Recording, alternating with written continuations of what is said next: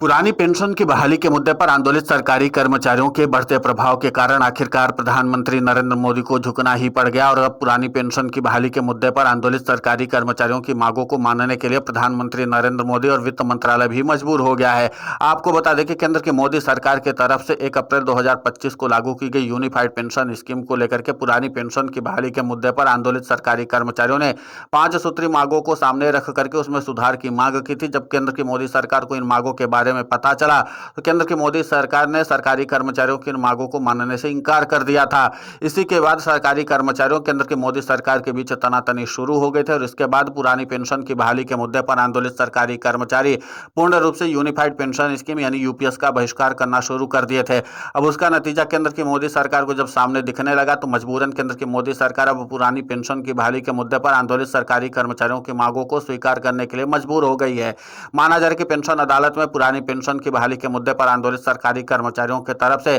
5 सूत्री सुधार की जो मांगे की गई थी उनमें से 3 मांगों को केंद्र की मोदी सरकार स्वीकार करने के लिए मजबूर हुई है, यानी कि संशोधन करने के लिए तैयार हो गई है। और उसका कारण यह है कि इन 3 मांगों को लेकर के सरकारी कर्मचारियों के जो सवाल थे उसका जवाब केंद्र की मोदी सरकार और पेंशन सचिव वी श्रीनिवास के पास नहीं थे। इसी के नाते से पुरानी पेंशन की बहाली के मुद्दे पर आंदोलित सरकारी कर्मचारियों को केंद्र की मोदी सरकार अब अपने पक्ष में लाने के लिए इस तरीके की मांगों को स्वीकार करने के लिए तैयार हो गई है। माना जा रहा है कि सबसे बड़ी चिंता जो सरकारी कर्मचारियों की थी वो वीआरएस को लेकर के थी, यानी कि यूनिफाइड पेंशन स्कीम के तहत अगर कोई सरकारी कर्मचारी वीआरएस लेता है और उसके बाद वो सरकारी कर्मचारी जो है अपनी पेंशन की उम्मीद लगाए बैठा रहे तो उसको पेंशन नहीं मिलेगी। यानी कि वीआरएस के डेट से सरकारी कर्मचारियों को पेंशन का लाभ नहीं दिया जाता था जब तक वो 60 साल का नहीं हो जाता। और उसके बाद से ही सरकारी कर्मचारियों में रोष व्याप्त था कि अगर वो सरकारी कर्मचारी वीआरएस ले लेता है और उसको पैसे की जरूरत पड़ेगी तो कहां से पैसे पाएगा वो। दूसरी सबसे अहम बात यह थी कि अगर वो सरकारी कर्मचारी वीआरएस ले और उसकी मौत हो गई तो 60 साल बाद वो आखिर पेंशन कौन लेगा। इन सवालों का जवाब केंद्र की मोदी सरकार और केंद्रीय मंत्री डॉक्टर जितेंद्र सिंह के पास और न ही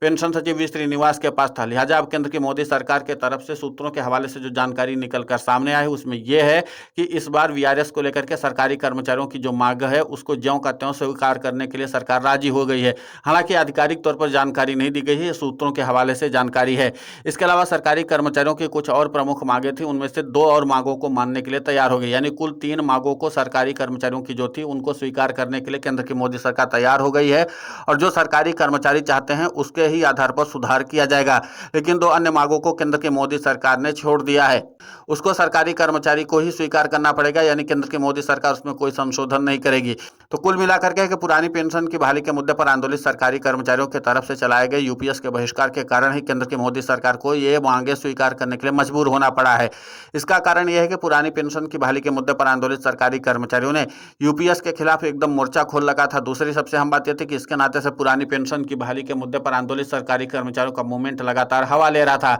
और इन सब के बीच में यूपीएस को लेकर के जो सरकारी कर्मचारी और संगठन लगातार सहानुभूति रख रहे थे वो भी इन मांगों के पक्ष में थे। तो केंद्र की मोदी सरकार को लगा कि यूनिफाइड पेंशन स्कीम को लेकर के अगर सब में इस तरीके का असंतोष है तो इसको दूर करके ही सरकारी कर्मचारियों से यूपीएस स्वीकार कराइए। आपको बता दें कि अभी तक केंद्र की मोदी सरकार ने यूनिफाइड पेंशन स्कीम को स्वीकार करवाने के लिए पूरी तरीके की मशीनरी लगा रखी थी, लेकिन इसके बावजूद भी केंद्र की मोदी सरकार को सफलता नहीं मिली थी। अब इसी के नाते से केंद्र की मोदी सरकार ने पेंशन अदालत लगाई और सरकारी कर्मचारियों से उनकी मांगों के बारे में गंभीरता से चर्चा की। तब यूनिफाइड पेंशन स्कीम को लेकर के सरकारी कर्मचारियों ने पेंशन सचिव और केंद्रीय मंत्री डॉक्टर जितेंद्र सिंह के सामने अपना पूरा पक्ष रखा। उसके बाद केंद्रीय मंत्री डॉक्टर जितेंद्र सिंह सरकारी कर्मचारियों की मांगों को लेकर के सुधार के लिए तैयार हुए, लेकिन उन्होंने कहा कि इस पर हम सबसे पहले वित्त मंत्रालय और वित्त सचिव से पूरी बातचीत करेंगे और उसके बाद जो उनके तरफ से सुझाव आएगा उसी के आधार पर सुधार किया जा सकेगा। अब माना जाए कि वित्त मंत्रालय की तरफ से भी वित्त मंत्री निर्मला सीतारमण और वित्त सचिव जो हैं उन्होंने इस बात की हरी झंडी दे दी है कि वीआरएस को लेकर के हम संशोधन कर सकते हैं,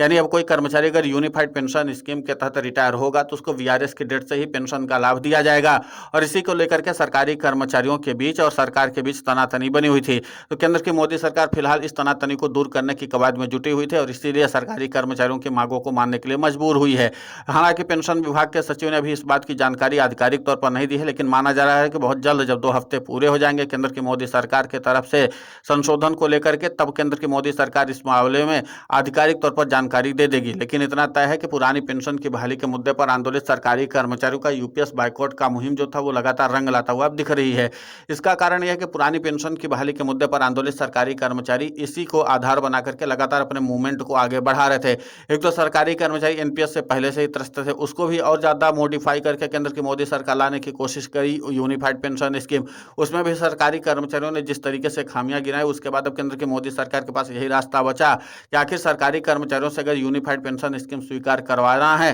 तो जाहिर सी बात है कि उनकी मांगों को मानना पड़ जाएगा। और इसको लेकर के आपको बता दूं कि सबसे पहले जब नीति आयोग की बैठक बुलाई गई थी, तब प्रधानमंत्री नरेंद्र मोदी ने कहा था कि सरकारी कर्मचारियों के साथ सामंजस्य बना करके उनकी कुछ प्रमुख मांगों को प्रमुखता के आधार पर सुधार के लिए भी रखा जाए और उसको सुधार करके सरकारी कर्मचारियों को जानकारी दी जाए। अब जाहिर सी बात है कि जिस तरीके से यूनिफाइड पेंशन स्कीम को लेकर के सरकारी कर्मचारियों ने सुधार की बात की थी, अब अगर केंद्र की मोदी सरकार सरकारी कर्मचारियों की इन मांगों को स्वीकार कर लेती है तो जाहिर सी बात है कि केंद्र की मोदी सरकार और सरकारी कर्मचारियों के बीच एक बड़ा गतिरोध दूर हो सकता है। लेकिन फिर भी पुरानी पेंशन की बहाली के मुद्दे पर आंदोलित सरकारी कर्मचारियों ने कहा कि 5 सूत्री मांगों से कम अगर कोई मांग मानी जाती है तो हम लोग किसी भी हाल में उसको स्वीकार नहीं करेंगे। हमको 5 सूत्री सुधार चाहिए तो मतलब चाहिए, और अगर केंद्र की मोदी सरकार एक भी मांग मानने से मना कर देती तो हम सरकारी कर्मचारी किसी भी हाल में यूनिफाइड पेंशन स्कीम को स्वीकार नहीं करेंगे। तो यानी केंद्र की मोदी सरकार के खिलाफ सरकारी कर्मचारियों का जो गतिरोध है वो लगातार रुकने का नाम नहीं ले रहा है, बल्कि सरकारी कर्मचारी अपनी 5 मांगों को सुधार के बाद ही अब सीधे तौर पर यूपीएस को स्वीकार करेंगे।